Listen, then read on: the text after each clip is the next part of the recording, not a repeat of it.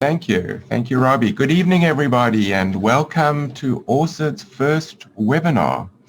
I wanted to thank you all for taking the time out of your evening. We know as board members that you are all extremely highly compensated for the roles that you play in your buildings, and we appreciate you giving of your time so generously to be with us this evening. We hope that this webinar you will find insightful and beneficial. I believe that I know most of the attendees that are attending tonight, but for those that I do not know, I'm Andre Kaplan. I'm the Chief Financial Officer at ORCID. I've been navigating budgets and finances in the real estate industry for the past 29 years. And of those 29 years, 20 of those years have been with ORCID.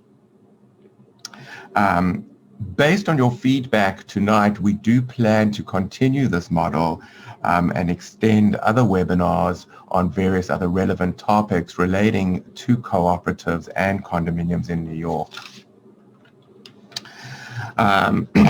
Before we start, I wanted to make a special thank you to Robbie Janovitz, our Senior Vice President, for coordinating this event. I wanted to introduce you to the team behind the scenes who work extremely hard in assisting me in assembling your financials and your annual budgets. Joe Dodai, who has been with us for 17 years. Ben Hawkins, who joined the team 10 years ago. And George Petrides, who joined 5 years ago and came from 20 years auditing cooperatives and condominiums in the area. I wanted to thank all of them for their input in creating tonight's content. I wanted to acknowledge Ben Hawkins, who assembled the information in a graphic presentation that we are about to see. This presentation will be recorded, and we can make it available to you. So no need to make notes unless you feel the need to. We can send it to you, and you can revisit it at any time. Let's get started. So, a typical budget composition, which we have covered, and we're going to cover again tonight, but with a little bit of a difference, I hope. So let's start with the composition and the biggest piece of the pie, which are the real estate taxes in terms of a cooperative. And the rest of the pie is exactly the same for a condominium. They're dealing with the same issues with the exception of the real estate taxes, except that the unit owners are paying those taxes, which they're still impacted directly. So in terms of the big piece of the pie, real estate taxes, in today's budgets, it's 45 to 50% of your budget.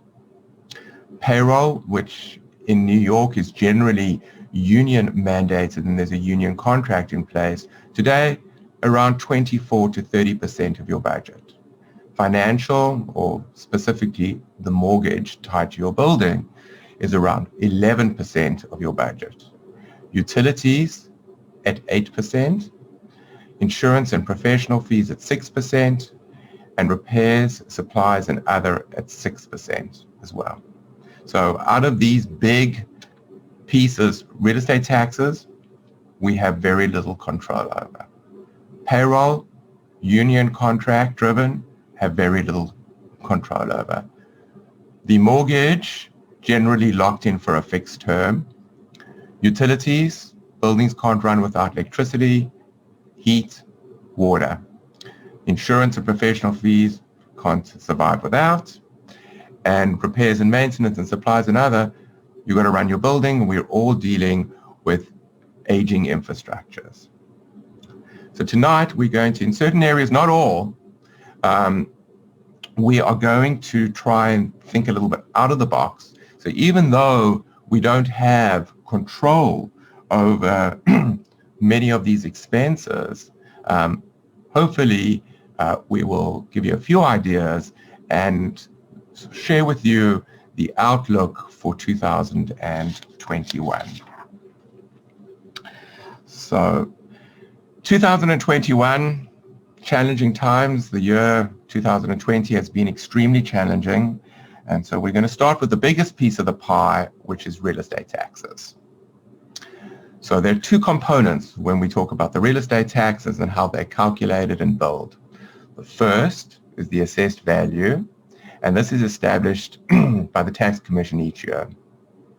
It's on $1 per square foot on the market of the property as a rental. So the city looks at your building as if you are a rental building, free market rents on a per square foot basis.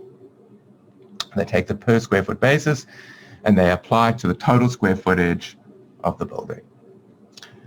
So the tax year runs from July 1 to June 30th. So the current tax year that we're talking about is July 1, 2020 to June 30th, 2021. So we're already in it. So we know for the budget that we're talking about for 2021, we know what that value looks like for the first half of your financial year for 2021. Those assessed values were based on comparables from January 2020. So the values that are currently being billed at do not take into account any impact of COVID. So the first half of 2021, the value that we're going to be paying off has zero, take into account zero impact of COVID. So that's one. That's something very important that we need to remember. Let's talk about value because, the industry in terms of sales value talks about the value being down between 10 and 20%. Please, this quote that I'm quoting is not verified. The rental market, the industry is talking about, is down 30%. Again, not quoted. And how is this going to possibly flow through? So as you know, each year a petition is filed by your tax cert attorney for every single one of your buildings in terms of the value, and they argue against other comparables in your neighborhood to try and bring down that assessed value. Just bearing in mind that this is not what the building is worth. It's not what your apartment is worth.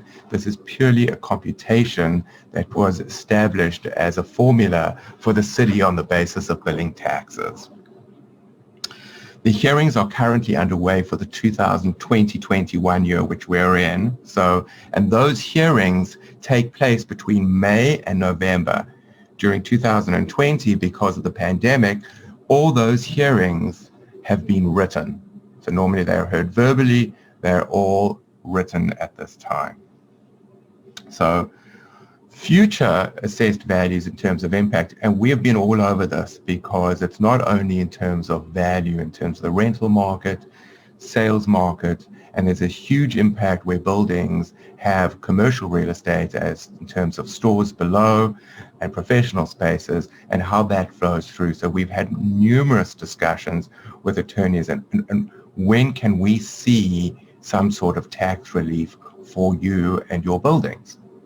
And sadly, because the tax year has already been, the value has been established the first half of 2021 because of their tax year, which is July to June, the flow through that we're really going to see any relief from is going to be only in the 22-23 tax year, because in July next year, we're only going to start, we would not have completed any hearings on those petitions that we filed. We're only going to see the results of those at the end of 2021.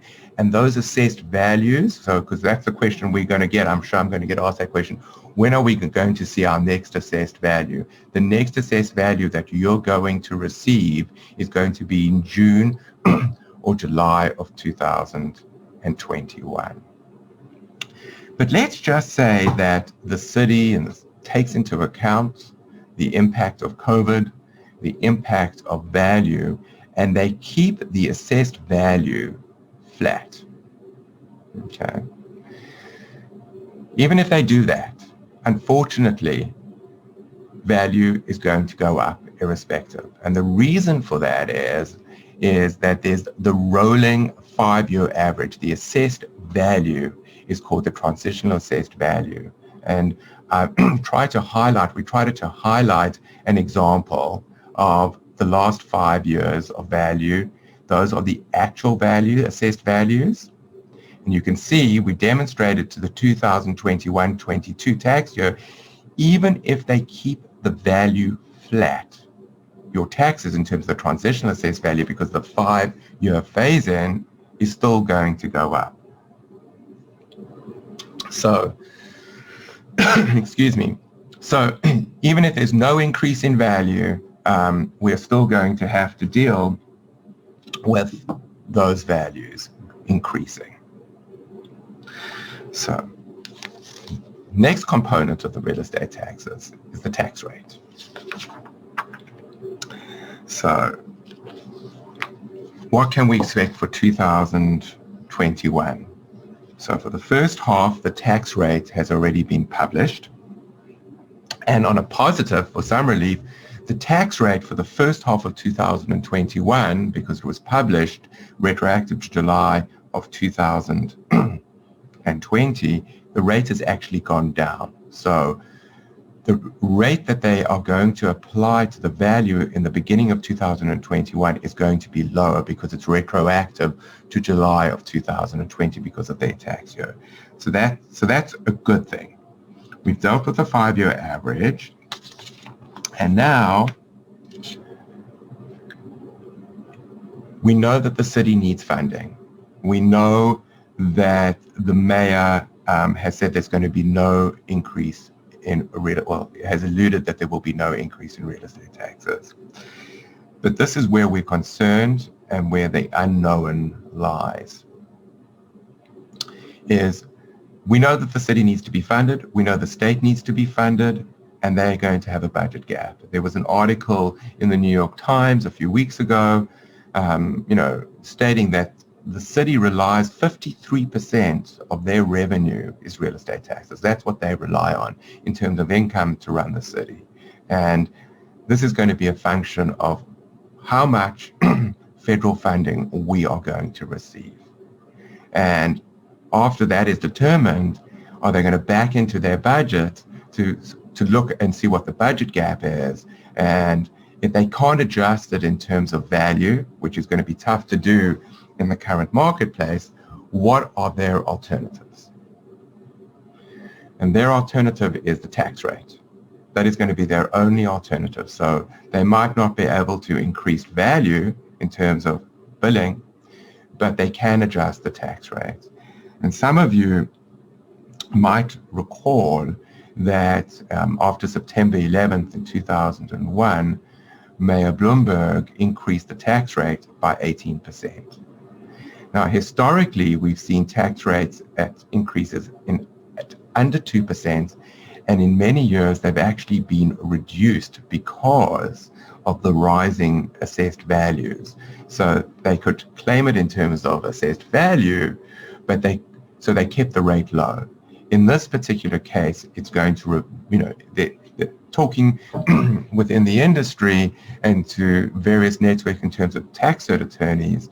The indication is that if we don't have a budget gap through federal funding, that the alternative is going to be in terms of looking at making some bigger adjustments in the tax rates. And this is something that we need to be aware of. So we've built in, and we're going to talk about when we present your budgets, is a 5 to 10% increase in tax rates and what that impact and how that will impact your budget, worst case scenario. However, we are looking to keep the values in terms of the assessed values much lower than the increases that we've seen. So almost flat to 2% increases, much lower, smaller increases in the assessed values.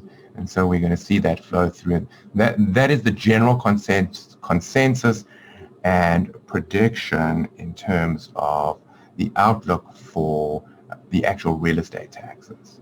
So let's talk about tax abatements. So everybody's familiar in condominiums and cooperatives that you all generally qualify. If you're a primary residence, you qualify for a tax abatement which is approximately 17.5%. Most co-ops rely on this for operating income, and this program is set to expire in June of 2021. There is some talk about modification of this program, that apartments that have an assessed value in excess of $200,000. Again, it's not a market value, it's what the tax assessed value is, that they are talking about possibly phasing those abatements out. At this stage, we have no further information, and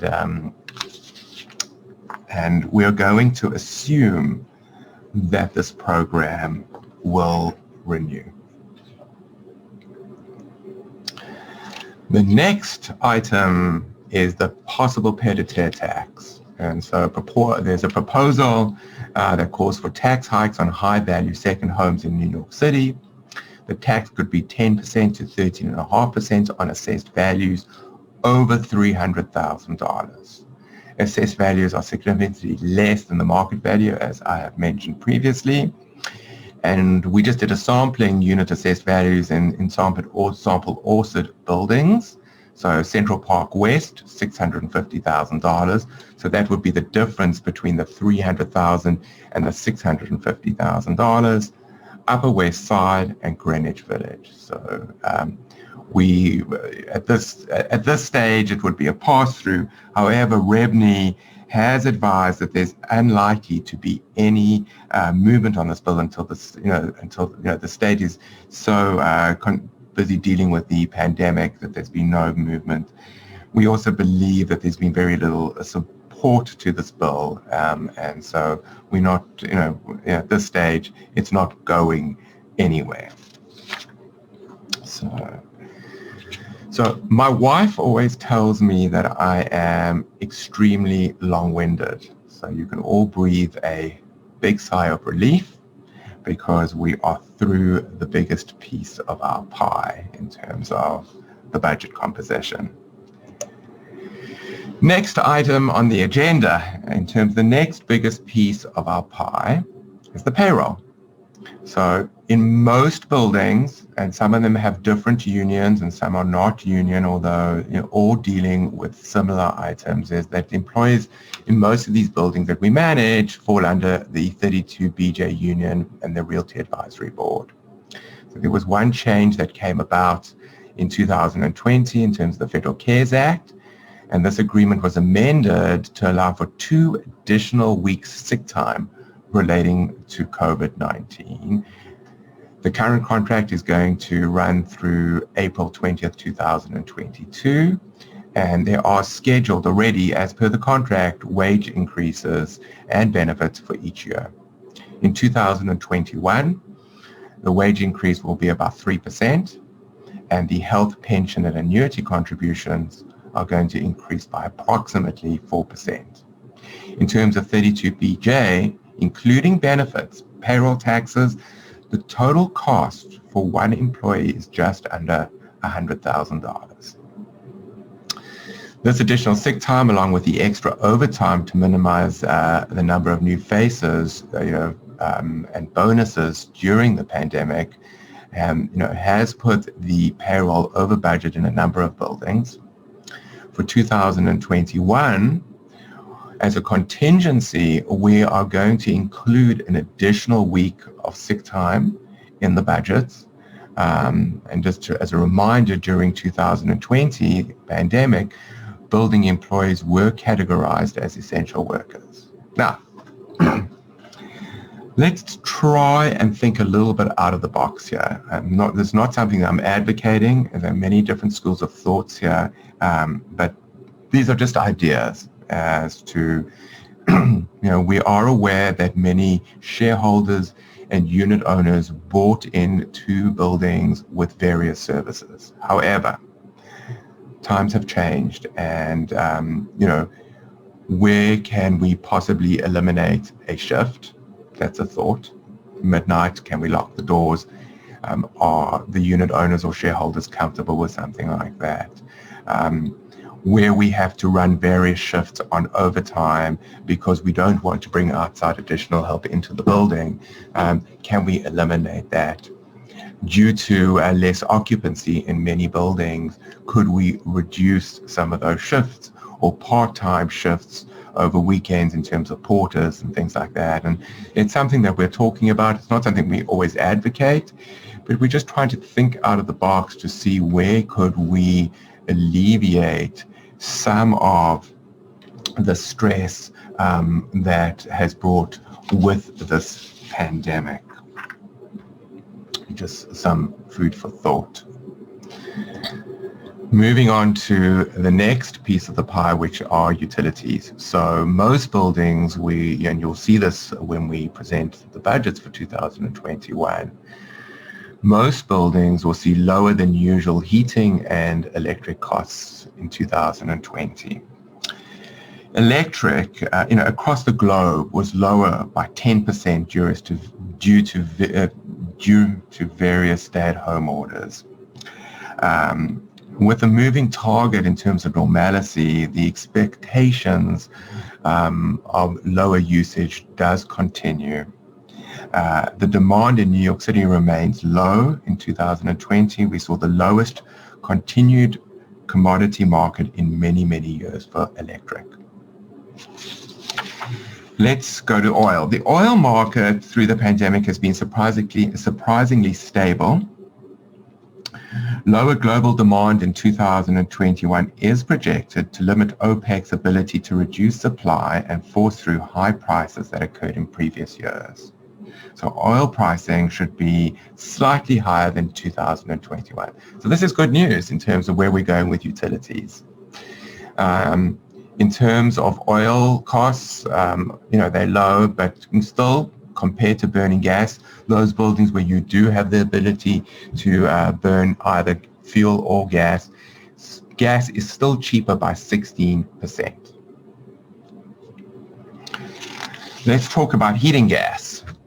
So over the course of 2020, the highest cost increase was Con Edison's delivery. It was the highest in many, many, many years. The commodity market or the gas NYMEX trended really down, and it was lows observed similar to 2015. So those two components together resulted in a price per therm at a much lower number. Again, happy story. There were other factors that drove your heating costs down: warmer temperatures and less occupancy in 2020. Gas pricing consists of three elements. You have the Con Edison delivery portion, you have the contract basis, and the gas commodity. Our energy experts are telling us that only out of these three components, only the gas commodity on paper today is forecasted to increase. So in summary, gas pricing will be similar to 2020. So when we review your budgets for 2021, you're going to look at the 2019 actuals, you're going to look at the 2020 budget with a baseline of historic utility usage in conjunction with current low rates. So we're going to keep the consumption similar to what we've seen in prior years. However, we are going to apply these lower rates, which will give you some relief. So that is the good news. Repairs and supplies. So most of the buildings, the big movement that you're going to see is the cost of supplies for 2020.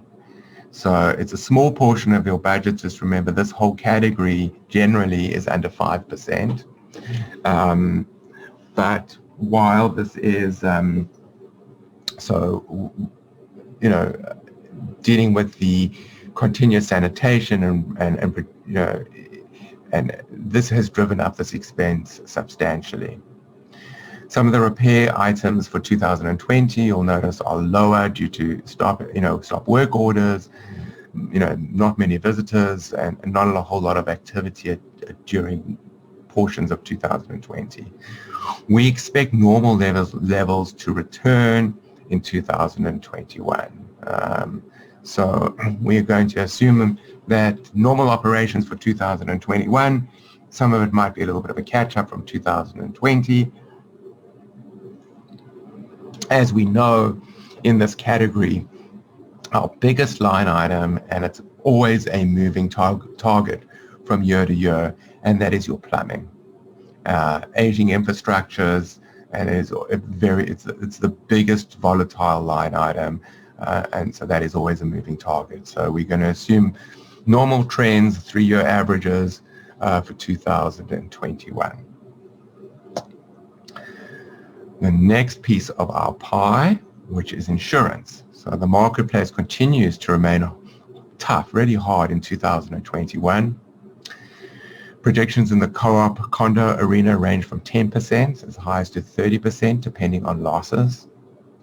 Insurance carriers are focusing on claim histories and will not only raise premiums, they will also increase deductibles. Let's talk about some of the insurance marketplace realities. So global economic downturn means notable exposure. Interest rate environment remains depressed, impacting insurers' investment results. Significant increase in cyber claims as a result of employees working from home. COVID-19 workers' comp claims, very real for insurers. Civil unrest and vandalism, property claims, substantial. Strong hurricane season. Large underwriting losses, including COVID-19. So underwriters continue to push for high levels of rate increases. We will address this in more detail early next year, as policies for most of our buildings will renew in May of 2021. We have been fortunate that most of the buildings are coming off a 2-year rate lock. So we're budgeting a 7% increase over what you paid in the prior year, and depending on what sort of losses you've incurred, there might be some other big adjustments, and that we will address in more detail early next year.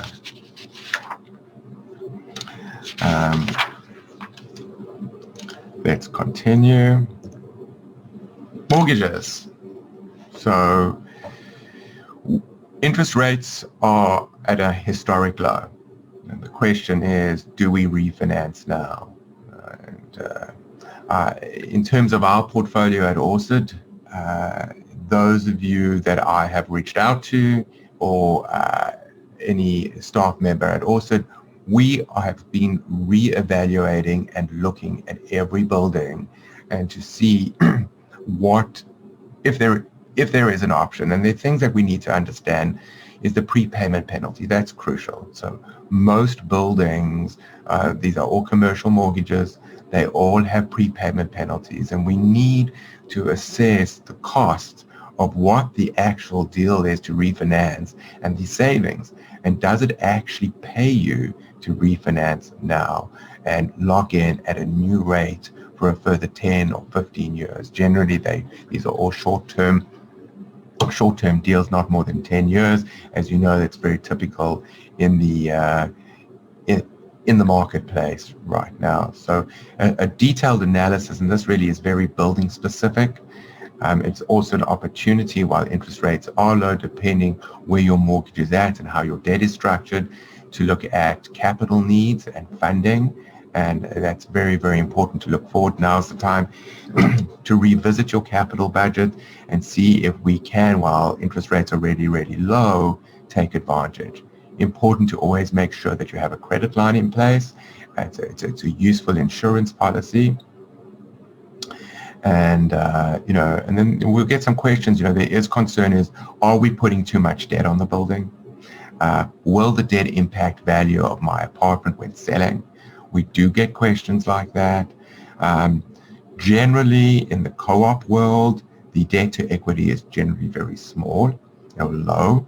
And when somebody is purchasing an apartment, the due diligence generally focuses on the size of the reserve account and does the building have sufficient funds to fund future capital needs. So attorneys can advise their clients, are there going to be future assessments? So if we haven't reached out to you, I can assure you that we have looked at every single building in our portfolio, whether it pays you to refinance or not, and if there is an opportunity. And I'm happy to address that directly with you if we have not touched on it already, because I can assure you we have looked at options. Rates continue to stay low, so this, if you haven't, this is an opportunity where we can take out funds to avoid future capital assessments. It might be an opportunity or it might not. It's something that we should be looking at.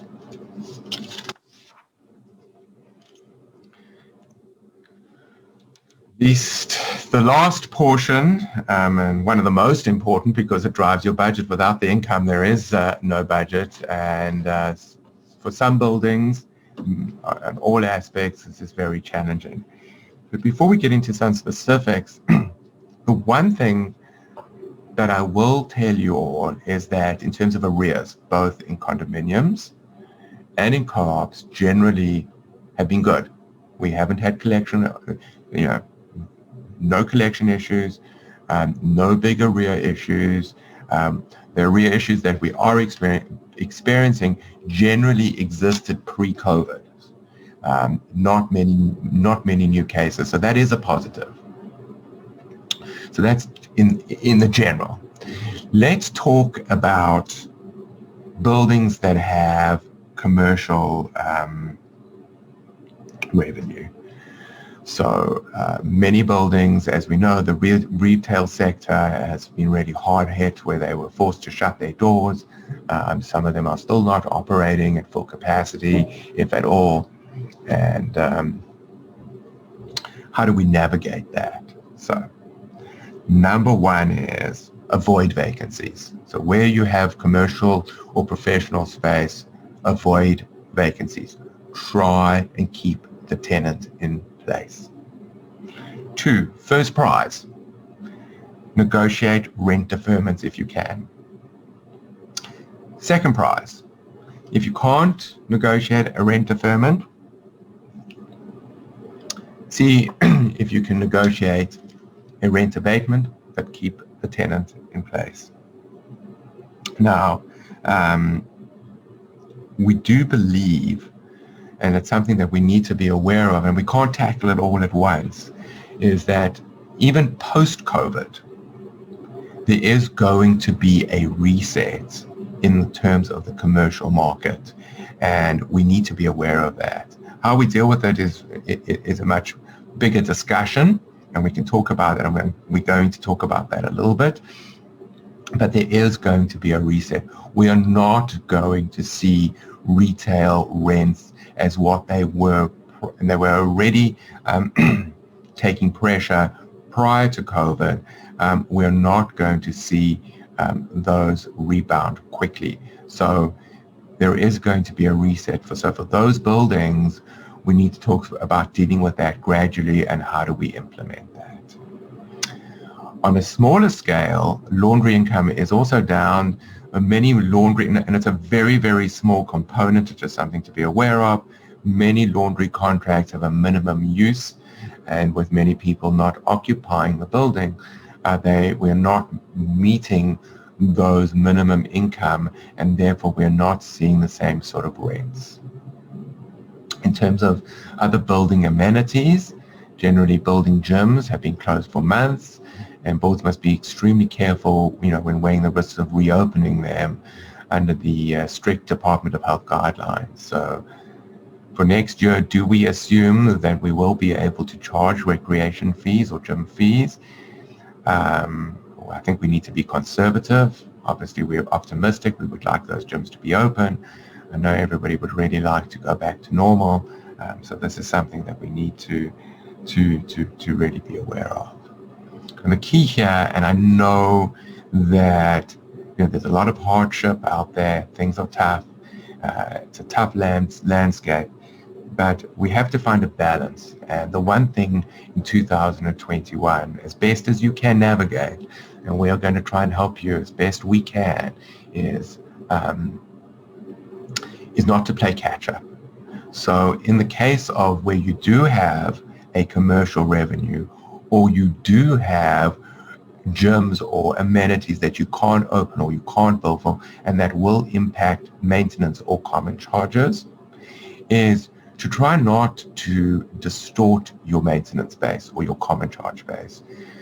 That should be for normal increase in operating expenses. Dealing with real estate taxes, payroll, utilities is really not going to play a big factor in most cases in 2021 budgets. So we want to try and not distort that maintenance base if we believe in 2022 that hopefully things will be a little bit normal, and what the new normal is, we're not sure yet. So we're looking at maybe we fill the gap with a temporary assessment, and something to think about, especially where you have a commercial revenue stream and we're unsure of collections, we're unsure of tenants remaining in place, is to take the differential, the gap that you need to fill with an operating assessment.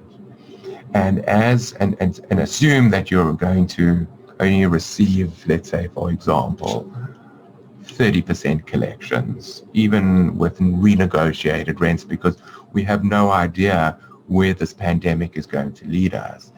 And what this will do is allows you a little bit of flexibility. So yes, it's going to place a burden on shareholders, but what this will give you the ability to do, that you can adjust it. So let's say you assume in your budget that you're only going to collect 30% and you manage to achieve a 50% collection. You can go back and easily adjust that assessment. It helps value that you're not distorting them, that you're not distorting your base. And one must remember always in a budget, we have to be financially responsible in terms of having a break-even budget. But at the same time, a condominium or a cooperative, it's a business. And you want to remain competitive with your neighbors.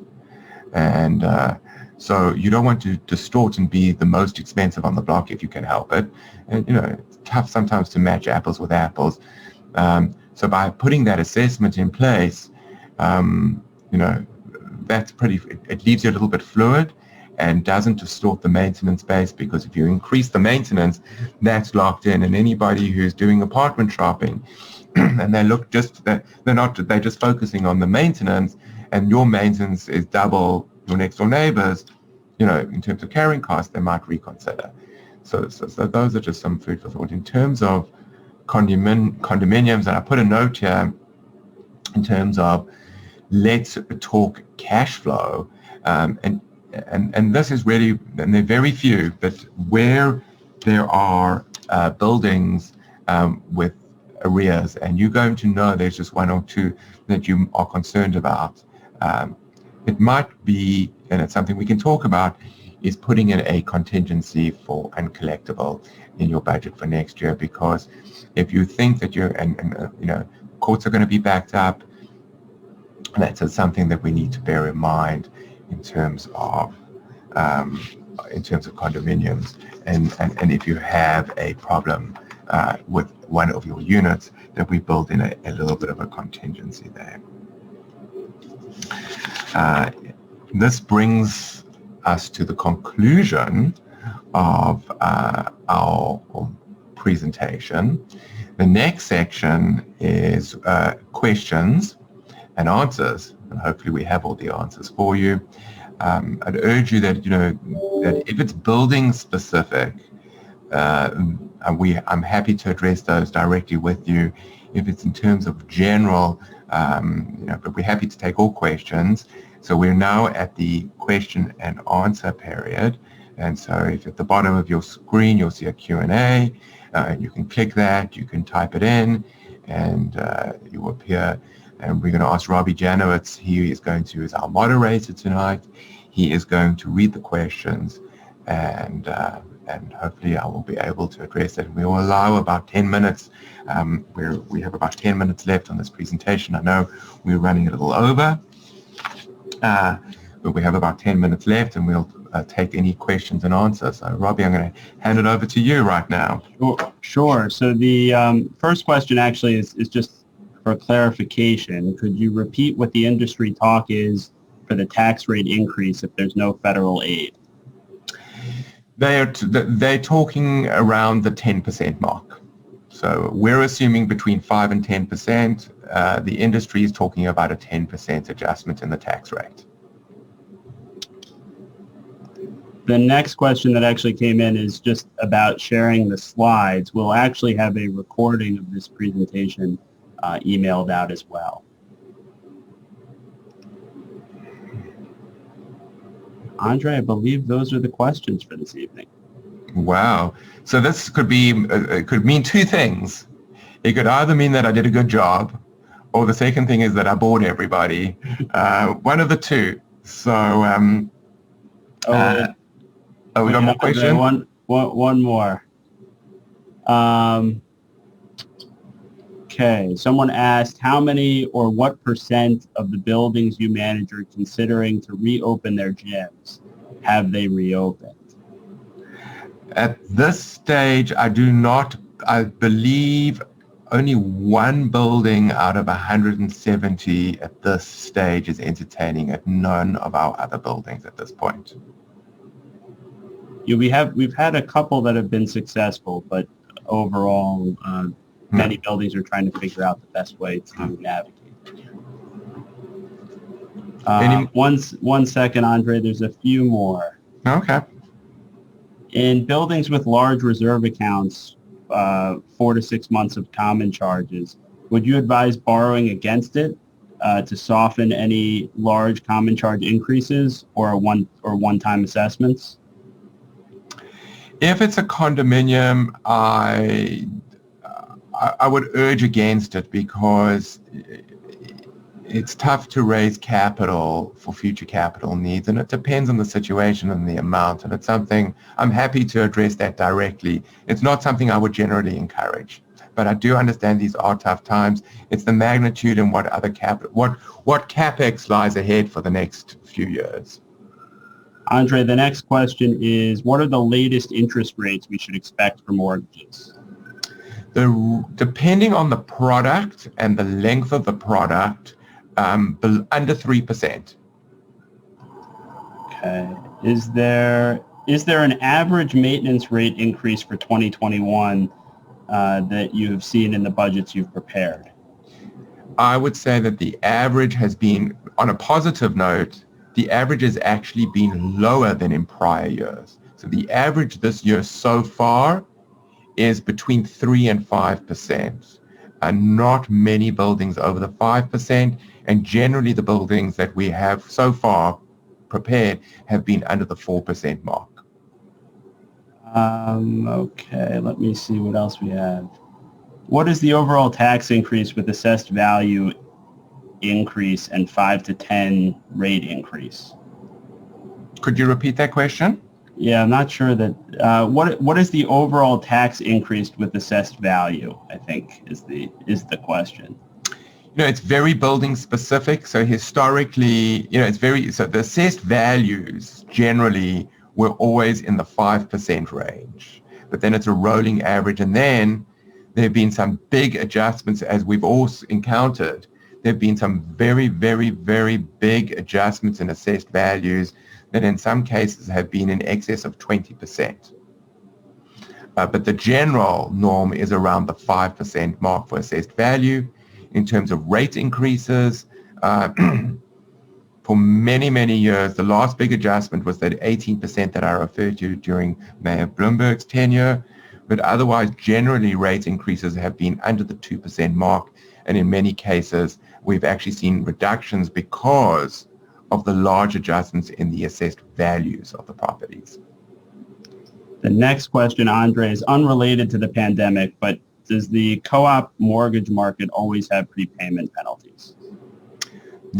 Yes, absolutely. And it's very important to be aware of the different types of prepayment penalties. So there's yield maintenance, and came into the market. Those a few years ago were what we call portfolio loans, where the banks hold their mortgages on their balance sheet, and those prepayment penalties are a lot less onerous. And so the yield maintenance are generally Freddie Mac, Fannie Mae products. In very simplistic terms, it's a make-whole provision of the interest. So those prepayment penalties can be extremely expensive and onerous, whereas a portfolio lender today, it's a percentage of the outstanding principal balance, and it's on a step down.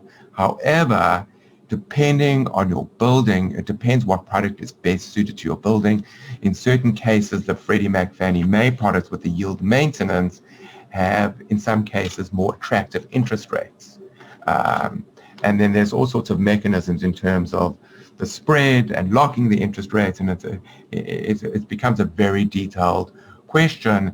And maybe we could actually do a webinar on just navigating refinancing your mortgage for condominium, for co-ops. And there are now lending products that are available to condominiums as well to fund capital needs. And so this is something maybe we could talk about in more detail. And again, I'm happy to have a very detailed and specific question with any board that would like to explore this.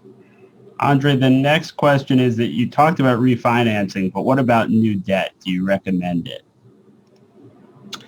Okay, so there are a couple of factors. Number one is what your current interest rate is on your current mortgage. That's number one. Because the goal here is, if we are going to increase the debt, can we keep the debt service the same and take advantage of low interest rates? That's number one. Number two is, how much capital lies ahead of you for the next 10 years? And the choice is going to be, is the increased debt service going to increase your maintenance by 1%, or does the building have the stomach for a capital assessment? And while money is relatively cheap, you might want to take advantage of increasing the debt and maybe looking at some sort of amortization. And then again, it depends on the size of the debt and various other factors. And it's something that we can look at the pros and so there are pros and cons. So I can't just say overall increase debt. It depends where you are situated and what lies ahead of you, and the shareholder body or the unit owners that are available, and what's currently going on. So it's something that I can't just say, yes, you should increase that all the time. It depends what needs to be funded and what lies ahead and the extent of that. Okay, the next question. Are you aware of any COVID relief measures being discussed which could directly benefit co-ops, etc., in addition to aid for states and cities? At this stage, there's very little, virtually little to nothing available right now.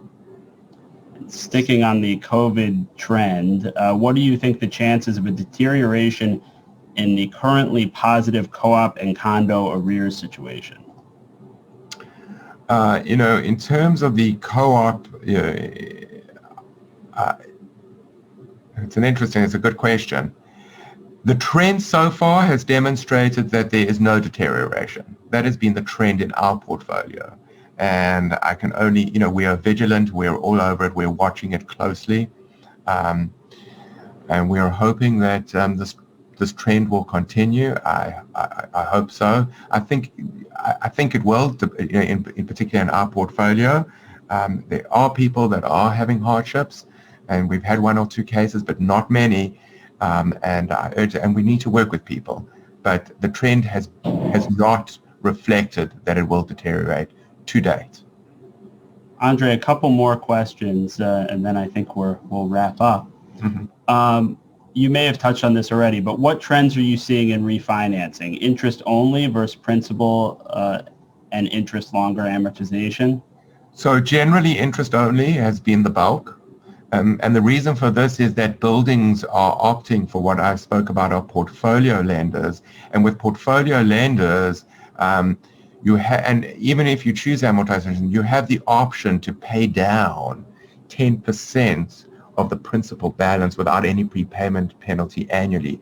So this allows you to manage your own amortization. However, the board does need to remain disciplined, and that board might not always be in place. And that is a risk that you could take. So you can manage your own amortization. So in years coming up, you know where you might have some big capital expense in one particular year. And instead of amortizing in that year, you could utilize those funds towards funding that particular capital project.